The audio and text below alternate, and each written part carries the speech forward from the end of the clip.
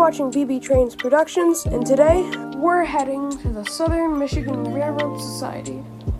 The SMRS was founded in 1982. They purchased the line from Conrail for $100,000. Our trip begins here in Clinton, Michigan, then we'll make our way 6 miles down the track to a local cider mill. Today, I'll be sitting in the Chicago South Shore car. For some reason, that just sounds like a tongue twister. This is an all-volunteered railroad. Every single person who's here is a volunteer that helps the railroad. As I saw the conductor make his way to the front, we prepared to go. After a few minutes, we departed from the station.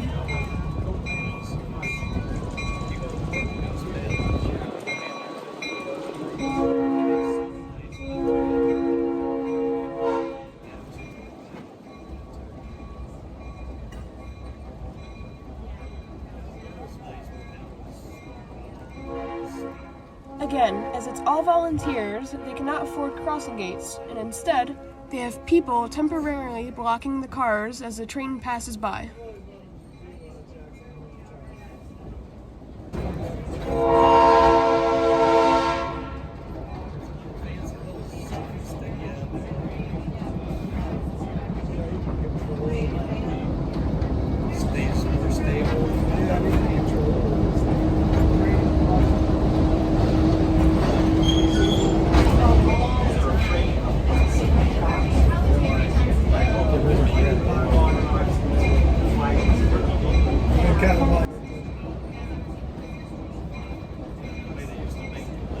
As we were rolling by, there was a family who had the train tracks go right through their driveway.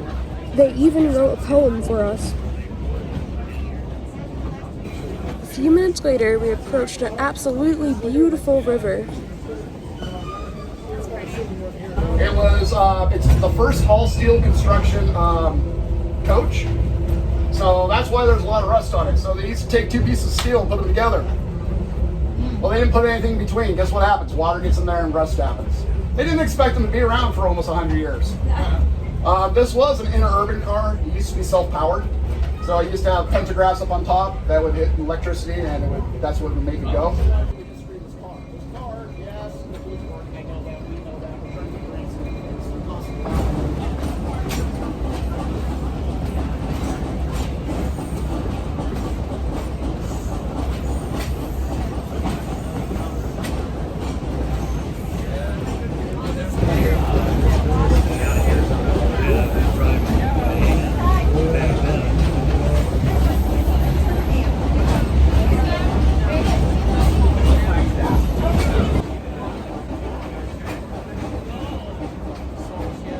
If you're wondering what these big logs on the side of the tracks are, they're called ties. These would go under the rails, making sure the rails don't move, and they would use train nails to pin the rails to the ties.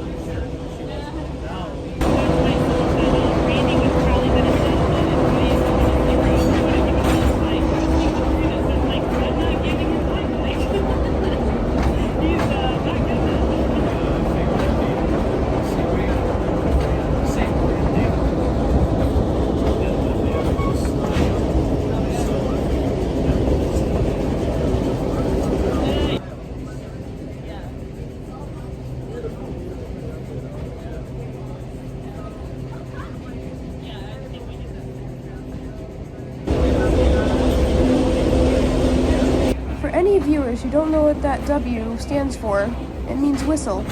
This indicated to the engineer to blow the whistle because there's an oncoming road. Although there is no road, when the Conrail used this line, there was one at one time.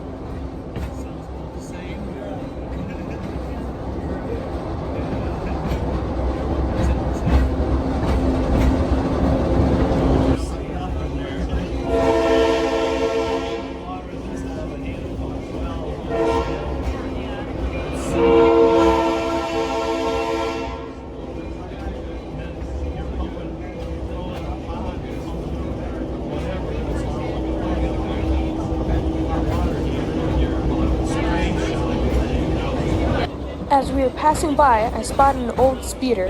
The speeders were used for workers to find issues with the track. To be honest, I'm not very sure, but that could have been from the old Conrail line.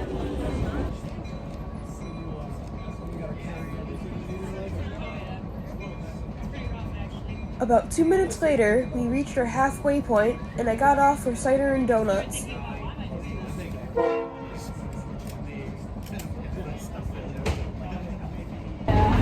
I also used this opportunity to go look at the engine and the rest of the train.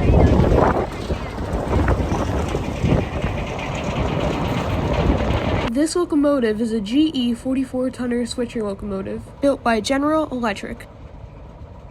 This is the Chicago South Shore Car, originally used as a tram.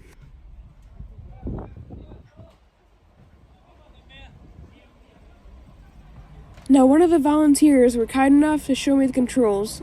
For a minute, but Yeah, there we go. That's a better shot. it had all the basic controls. This is like Roger, thank you. This would be called the selector, but that'd be the throttle. Yeah. The brake. You're clear to go. That's it. One spike button, flag gunner in place. Roger. And the one thing that's neat about this is it did have a dead pedal. Yeah. The engineer would have to keep that pressed down, or they don't call them engineers on this, it's a motorman, but Yeah. this would be the whistle cord for him right here. That is cool. Another little cool thing about this is the seats would flip over if you had a bigger group and you want to be facing each other, or if you just want to face separate. This is the New York Central caboose. This caboose had a working stove, 2 beds, and 5 seats, and even a tiny little desk. Cabooses were for the crew to watch out for people trying to hop onto the train, and the reason there are beds in here is because the trip would sometimes be so long that they have to stay overnight. Here's the outdoor car, but there's not much to see. There were 2 other engines and a speeder on my left, but I couldn't really get close enough to see them.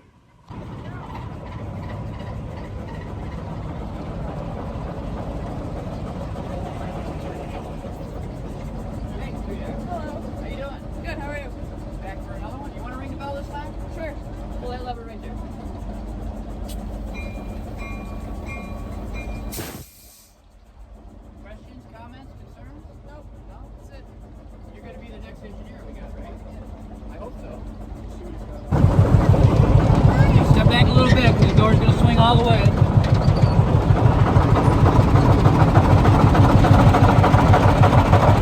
That's sick.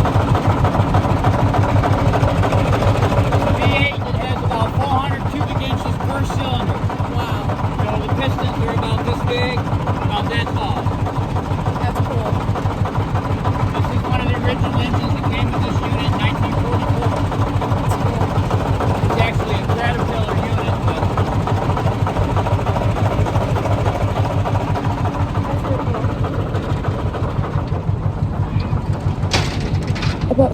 minutes later, it was time to go, so I hopped back on the train.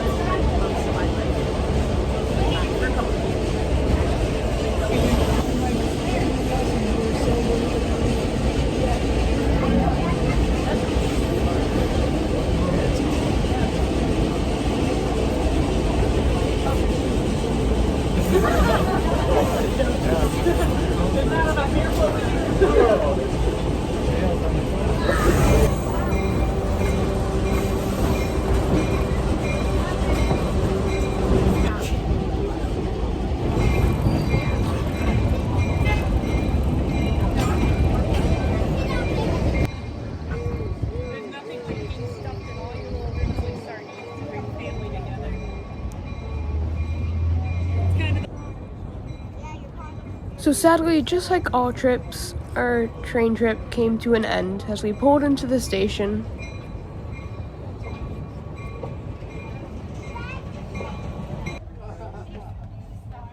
I just wanted to say a big thanks for all the volunteers and people who were there. It was truly amazing getting to go inside the cab and see the engine. This is one of my first big videos that I've really done. I'm currently doing the voiceovers in my closet, just the quietest place I can think of.